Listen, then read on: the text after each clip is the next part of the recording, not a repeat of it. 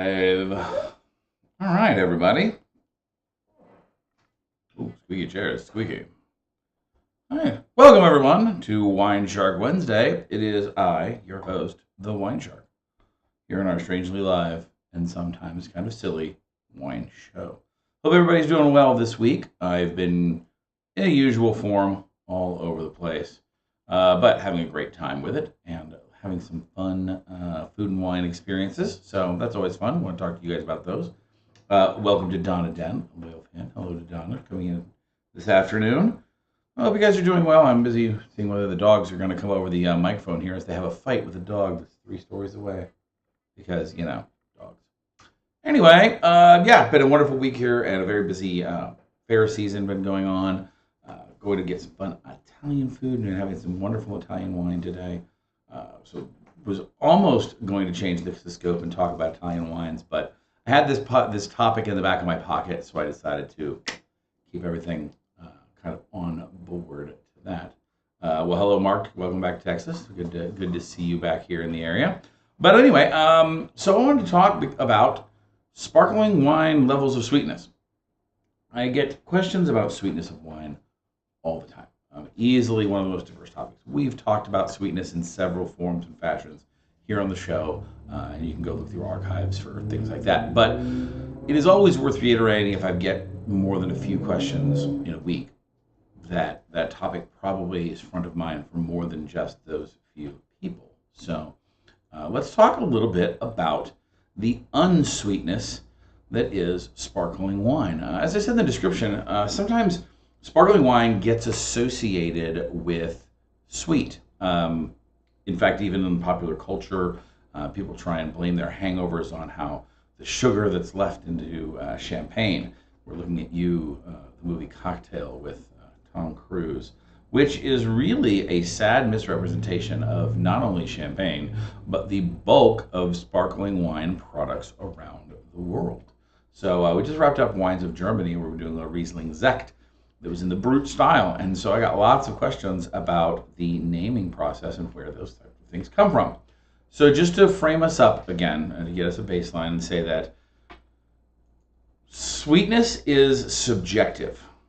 The amount of sugar in wine is not, but how we perceive what is and isn't sweet is more complicated than just saying it has X much sugar in grams per liter per bottle, or if it's got if it was harvested at this particular Brix or Uxel scale, or one of the many different ripeness scales that are used throughout the world to determine how much sugar is in a grape before we pull it off the vine.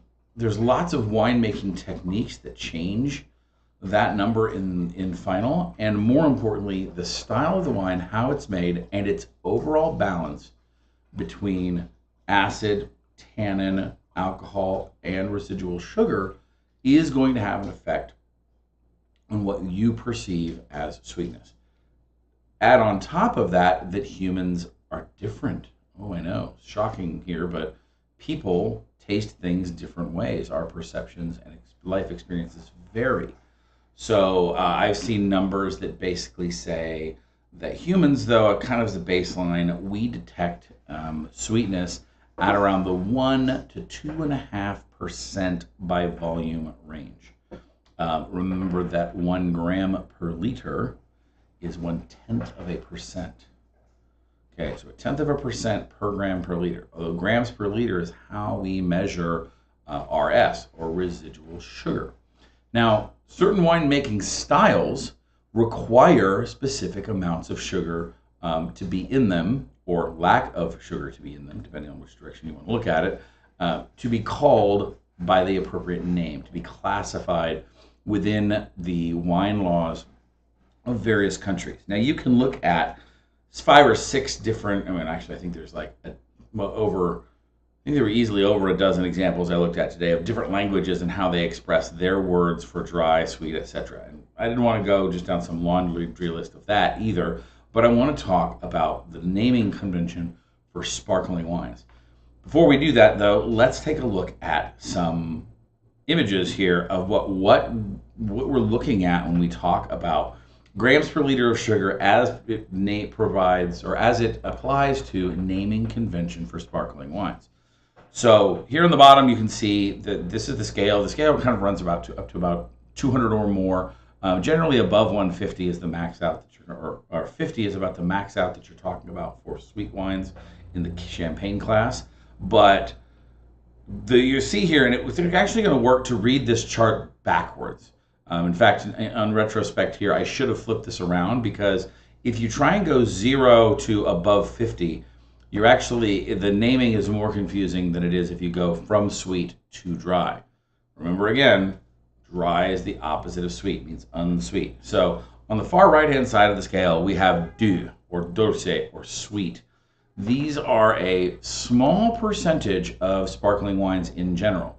However, the way to read this chart, by the way, because I couldn't really figure out how I wanted my bar chart to work, and I was kind of in a pinch when I decided to do graphics at the last minute for this, the range that you're looking at, basically consider that anything that's in the blue is out of range for that style. So doux is basically 50 grams per liter or more.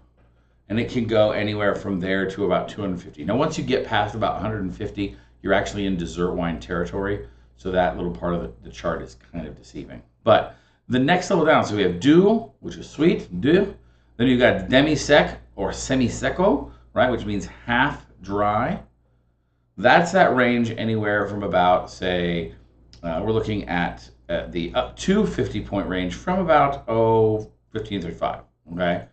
So it's again above 0 by a significant margin, but also still within the range of what most wines would call. In fact, the overlap here with regular semi-sweet wines is fairly well identical. Okay, but once again, and actually I should have put this on there. I apologize for my not thinking of this all the way through. Is the idea of where is my baseline? Where is what am I looking for from an outside example? I almost always use the example of Coca-Cola, because it's a very familiar commercial product that is known to be sweet. I use that as a baseline. That's about 150 grams per liter of sugar. Okay, so that's our important note right there, is that 150 is Coca-Cola sweet. So semi-sweet basically runs from about 30 and change to 50. That's where we get demi-sec. Then we get into the confusing part, because all of the next ones kind of mean the same thing. They mean dry. And you go to the immediate level down is dry, sec or seco. Then you have extra dry, sec or seco, brut, extra brut, and brut nature. Now these progressively get down from a maximum amount of about 35 for dry down to levels about 3 grams per liter for brut nature. Brut, extra brut, and brut nature can all have basically sub 1 gram per liter. Although in practice, I've been told that this is not actually possible. In other words, you can't really get down to 0 grams per liter simply because certain types of sugars won't actually dissolve. You cannot ferment them out. Pentose sugars, for instance. So when we look at that scale, you'll notice again, just like we've talked about the sweetness scale before, it's got a very large head, but a very long tail, and the very long tail is below the human detectability level. Anything under 10, which is 1%, so we're talking about, is really, anywhere between 15 to 25, that's where we start to taste sweetness. So once we get below that 10 grams per liter mark, it's all kind of a wash. And there is a huge bulk of the wine world that lives in that zone. The other example is even wines that in this world live outside, or let's say even the high end of that zone. They've got, say, 5 to 10 grams per liter of sugar. They're still dry wines, and combined with their acids and their tannins and their alcohol, those alcohol and tannins basically mask those sugars completely from your palate, so you don't perceive any sweetness anyway. So what I wanted to focus though is about the sparkling nicknames, because they can be confusing. So once again, they are doux, which is sweet, demi-sec, which is half sweet or half dry technically, and then we have dry, extra dry, because we know we needed a discretionary difference between it being dry and really dry, brut, Extra Brut, because it's always good to be extra, and then Brut Nature. Now, by the way, the functionality of these when it comes to production, the reason they call it Brut Nature or natural brut is all of the sugar has been eaten in the natural process and none is added back. All Brut, Extra Dry, and Dry actually have some residual sugar added back into them in part of the topping off process that they use when they're making, especially when they're making traditional method champagnes or traditional method cava or traditional method sparkling wine. So you're going to see there's a lot of different naming for what functionally isn't a lot of different style. I think if you taste these wines back to back in a serious platform, you'll probably get to know that if you're really sensitive to that, you could have that kind of thing going on. You could really kind of see the difference. But without it, if I was just a blind taste the difference between a Brut and a Brut Nature, chances are I'm not really going to notice, unless their acidity, especially if they're from the same producer. So there's a whole thing there. So hello to Ms. Nikki Heineman. Greetings to you too here on the channel. So anyway, just remember that those names can be confusing, but the bulk of wines in the category are dry.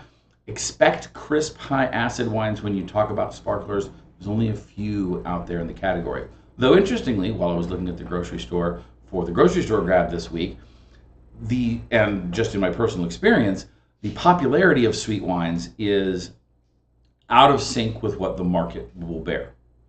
I get a very common market for people asking for different types of sweet wines. They're desperate for sweet reds, and there just aren't that many out there. Well, the grocery store that I shop at was actually showing a pretty large selection. When I mean large, I mean in vertical or in horizontal shopper terminology, it was in basically about 10 bottles wide, and easily about a dozen brands. So there's obviously some competition in that level of the market, even though I don't think a lot of serious winemakers would take that. A lot of the names and a lot of the products that you're seeing in there are also kind of deceptive. For instance, I picked up one of the examples of a sweet red, and it's got this back, and it's actually got an FDA style label going. It's 160 calories per serving, which again, that's right around a soda pop level, right? Well, it's for 8 ounces of the stuff. That's nearly double a regular wine pour, and it's only 5% alcohol by volume. So basically, it's beer level or seltzer / flavored malt beverage level sweet. So it's not really comparable to other styles of wine. I even looked at another wine that was labeled as Fit Chardonnay, and this whole running guy with a piece of fruit in one hand and a shovel in the other and whatever. Anyway, I'm like, what the heck's so fit about this? Looking on the back, it's still a 14% ABV wine. Zero information about the actual, other than putting the carbs on there. No other information about why this wine would be fit for you. I can think of at least 4 or 5 examples off the top of my head that you should have instead of Fit Chardonnay. Plus, its label sucked, and so it didn't make the cut to go on the grocery store grab. So there's that. Hello to Mr. John Carey. Welcome to the show. So let's get into our wine quiz. Let's talk about some trivia. All right, so we've been playing this game, Wine Wars, for a little while now because, well, Stump the Chump is a favorite activity for most of my guests. So it's got basically a Trivial Pursuit style format with 5 different categories. The categories are Vine to Vino, the Graposphere. Vine to Vino is about growing grapes, making wine, and world production. Graposphere is about varieties and what their wines are made from, what wines are made from those varieties, and the geography of those varieties. So it's about specific grape styles. Then you got Wine Cellar, which is selecting, storing, and tasting. My own personal favorite, Wine and Food. And then lastly, Cork Culture, which is kind of classic geekery about wine people, the wine business, arts, sciences, and general trivia. So we're going to go run through one of these. We'll see. Hopefully it's not one of these true-false ones again. Those were awful. All right, what do we got here? In what season do wine flowers set into fruit?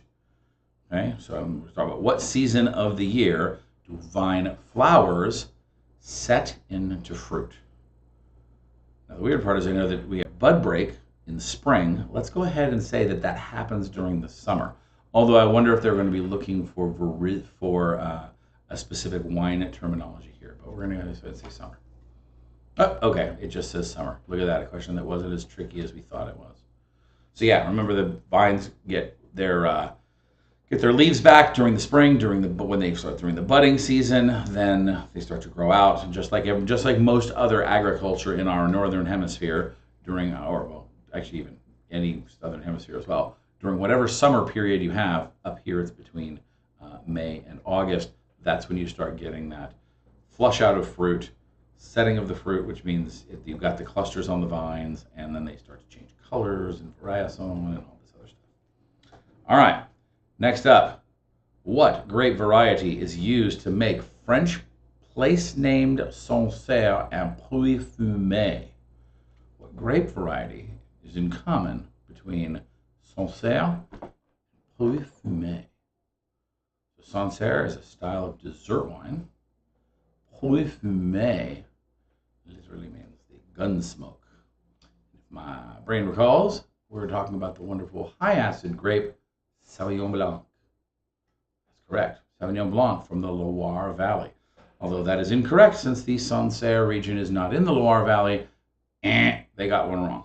So I give them the buzzer of my frustration. All right, next question. True or false? Some wines will freeze stored at temperatures below 25 degrees Fahrenheit. Yeah, that's true. Lots of wines can freeze. There's not enough alcohol content in wine to prevent it from freezing. Wine slushies are an easy possibility in your world. Ask me how I accidentally know. My freezer has more than once seen an accidentally exploded bottle when yours truly was hurrying things along and then got distracted, leading to an exploded or more commonly what they'll do is when they freeze, because they expand, they'll simply push the cork out, and then you'll have a wine slushy in the bottom of your freezer. So the answer here says true. Low alcohol and very light wines will freeze, which can force the cork out of the bottle. Oh, look, they even provide story time too. All right. Which designation denotes a dish made with red Burgundy wine? À la Bordelaise or à la Bourguignonne? So this is actually not really a question about food per se, although you could know this if you know the food dishes, but really what they're asking about, what types of grapes are grown, and what's the French word for Burgundy is really what they're asking. And it's not Bordelaise, because Bordelaise means Bordeaux, but it is indeed Bourguignon. Boeuf bourguignon, the beef bourguignon, is one of my personal favorite dishes, of the all-time in the world, because hey, if you throw enough Pinot Noir at a problem, generally speaking, you can solve it. But yes, beef à la bourguignon. All right, now, last but not least, so we're doing pretty good, 4-4. We have, what state imposed bans were overturned by a 2005 U.S. Supreme Court ruling to the delight of wine lovers and small wineries? So in 2005, they overturned a state-imposed ban on what because of the Supreme Court? That was a good one. Personal advocacy bit of mine here. I will bet that this is probably DTC or direct-to-consumer shipping or something similar to the fact that post-prohibition, we finally were able to ship directly to consumers across state lines. Before, it was a weird kind of patchwork of county laws, and many wine-producing areas wouldn't ship to certain states. So let's see what they say. Out-of-state wine shipping bans. Ta-da! Out-of-state wineries cannot be banned from shipping to states that allow in-state wine producers to ship direct to consumers. That was a perfect example of sheer protectionism and the antiquated laws of prohibition.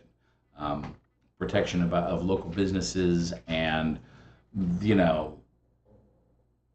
you've got fan-waving maniacs saying that, oh no, but what if children are able to order wine online and send it right to their door? Because you know what I was doing when I was 16? I was ordering bottles of Cabernet Sauvignon from an internet that didn't exist yet, as if wine.com is the place that kids are going to shop. It's so much easier to get alcohol if they want it. It's the dumbest thing I've ever heard. So it's actually just wine protectionism. Not even teetotalers caused that problem. So okay, so time to wet my whistle in perfect preparation for the grocery store grab.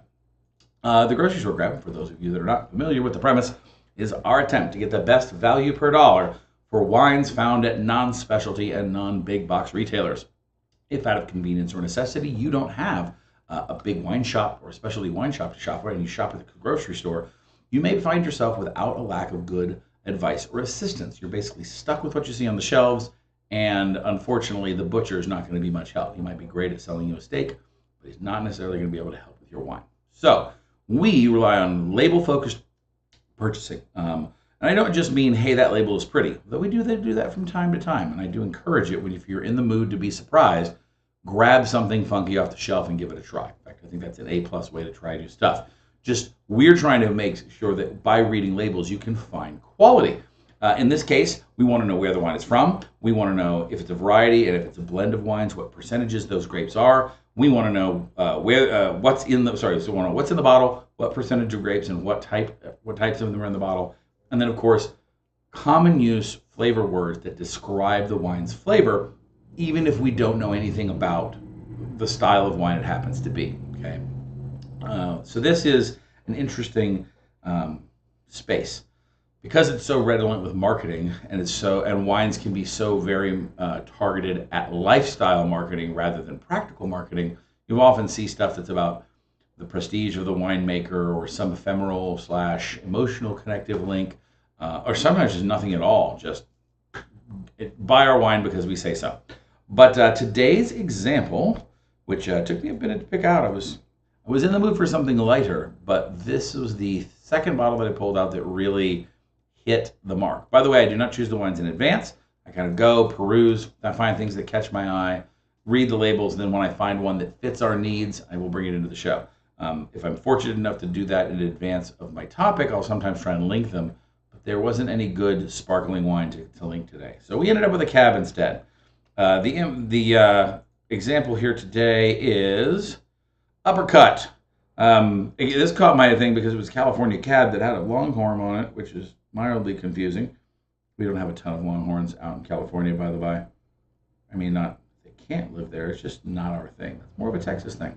But this is Uppercut Cab. Very simple labeling up front, but very effective on the back label. So Uppercut Cabernet, California Cabernet Sauvignon. Notice a non-specific vintage. So it's told us where it's from, California, though because it's not telling us a region of California, we can assume that they're got vineyards in different places in the state.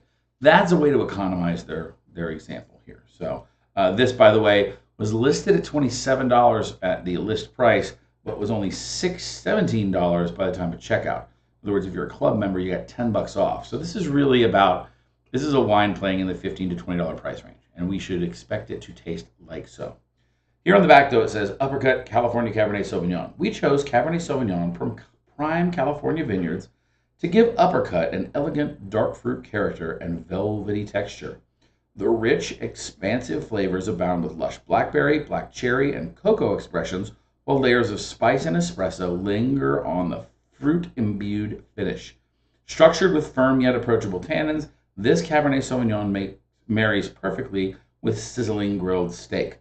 That right there, ladies and gentlemen, is none of the BS.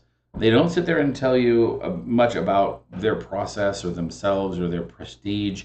They get right to the point and they say, we chose these things because of, and here's how it tastes.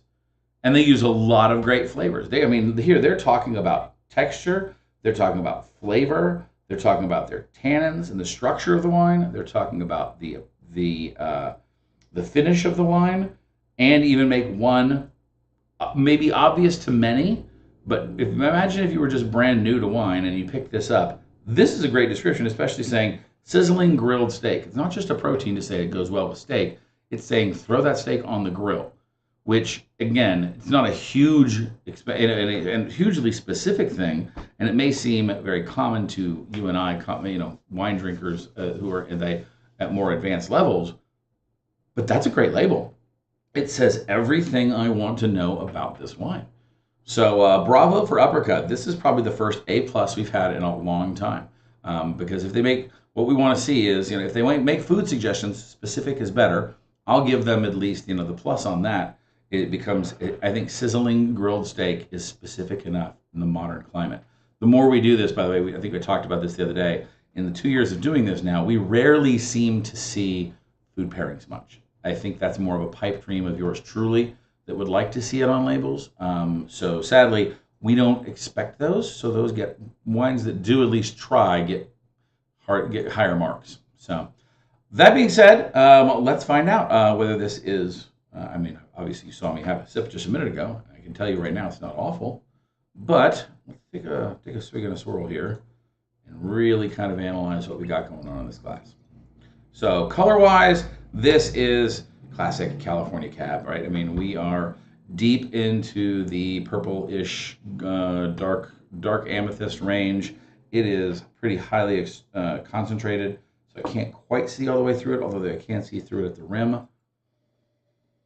We've got definitely in the dark fruit category. That blackberry, I want to even say a little bit of that baking spice crossover. Why do I say blackberry pie? You know, and that cocoa note is it's ringing right in the front.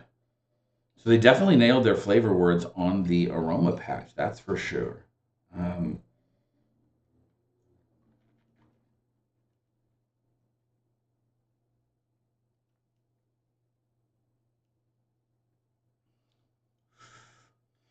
Okay, really let it linger a little bit more on my palate. You get much more of the tannic fruit expression, and this wine has got big tannins. Cabernet is what you're expecting, kind of what you paid for. It's like an action movie, you're going to expect some action scenes. But guess what? Well constructed in that everywhere there is tannin, there is flavor, right? It's not just bitterness that's gripping your tongue. It's that full fruit frame all the way around the lips and insides of your cheeks where that tannin is kicking across the middle of your tongue. This nice strap of that. That's where I think that bitterness changes into that espresso note from the cocoa. And yes, it has a lingering blackberry black cherry finish. This, for its weight, is certainly not a bad little cab. It doesn't have complexity, but at that price point, I'm not sure we're ready to really ask for much in the world of complexity. So to answer, is it well made? Yes, absolutely. Is it on style? This is, I would call, great generic California Cab. This is definitely within that style platform. Nothing out here sticking out. It doesn't have the cool nuance of, say, a Paso or a Napa or even a Central Valley style. It doesn't have any sense of place, but it's not supposed to, right? That's not what it's sold as. So why would we ask it to do something that it's not? So is it on style? Absolutely. Is it well executed? Absolutely. Last and finally, is it worth the price tag? At $17, this is not this is a great choice. Not the best I've had at that level. It's in some interesting categories. It's an interesting company, rather. So it is what it is when it comes to that. Sometimes the more experienced and bigger places can't have that advantage within this category.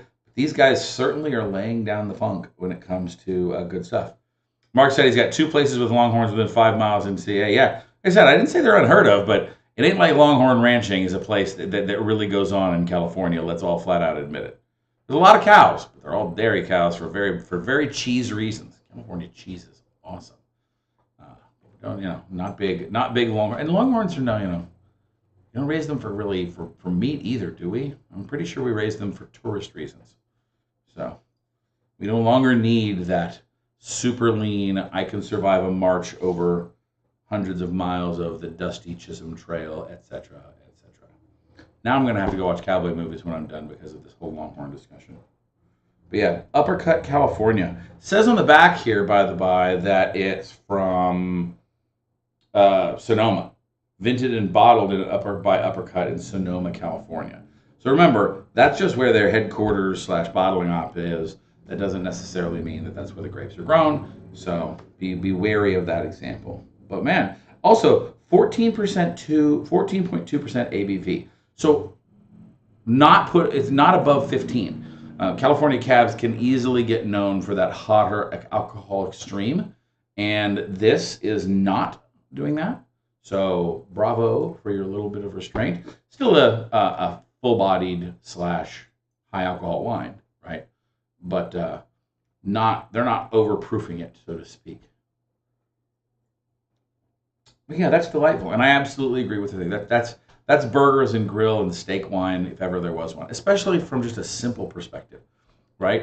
If you just want something to sip with your nice steak, don't pull out your $80 a pound YU or nothing, but shit, anything that you just want to grab a ribeye and throw it on the grill with some S&P, Letterkenny would have you. So, any questions from the attendant crowd today? Anything that's on our topic or off? I'll give you a couple minutes while I finish swirling here and update you towards the up-and-coming things. This weekend at the Scarborough Renaissance Festival, we will be doing Vine to Glass, kind of a take on their category here of graposphere, if you will. That being, I want to talk primarily and demonstrate through some examples about winemakers making process choices that affect your wine. You've been hearing me beat the drum about how grapes are not monolithic, how Cabernet Sauvignon isn't just one thing, how Rosé isn't just one thing. It's a style of winemaking. But so not only do we have varieties that are non-monolithic, but you have styles of winemaking that are non-monolithic, and winemakers have a huge impact on how their product comes out. It's not just about the soil. That myth, that especially French-generated myth, is really fading from modern popularity. Not that the soils in specific places are not good for wine production. In fact, they can be critical. But they have way more to do with the virility of the grape and the success of the grapevine, and much less to do with the flavor. That comes a lot more from the winemaker's hand, no matter what people would like to believe. And so having a good winemaker, having somebody at the helm to make great decisions, both in the vineyard and in the winery. Modern winemakers, for instance, have different positions for that. You might have somebody who's a vineyard manager and somebody who's the actual winemaker, separate from the owner, who are all making choices to try and come up with a great product. So we're going to talk a little bit about some of those examples, and we're going to demonstrate that. And then I'm looking forward to that. So there's going to be some fun things.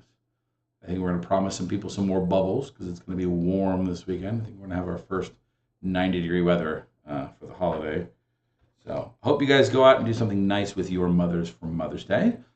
I know I'm going to get a chance to visit with mine on Sunday for a nice little picnic, which is great, and my lovely sister. So this will be exciting for me because I get spoiled to see my couple of favorite mothers in my life.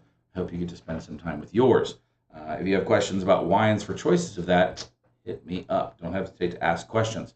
In fact, make sure you ask those questions in the comment section down below. If you've liked what you've seen, like and share with a wine-loving friend. And of course, if you really like us, check us out over on Patreon. Patreon, I've got some new messages for you and some restructuring stuff coming up very soon because, well, I've been failing you in content creation, and I do owe you some things and just some re-expectations because, well, despite what I'm doing right this very second, content creation is my kind of second gig. I do this because I like sharing with you guys, not because I ever have the idea of becoming a YouTube star or even a video production person. So those are really much more of my secondary hobbies, and I don't want it to drag down and take time away from the other things that we're doing in the world of wine. Anyway, that all being said, check us out over on Patreon for recipes, wine quizzes, wine dives, things like that. And until next time, I have been your wine shark. Cheers. Crappy part is I don't have any steak or burgers to grill. I might have to order out. Wonderful evening.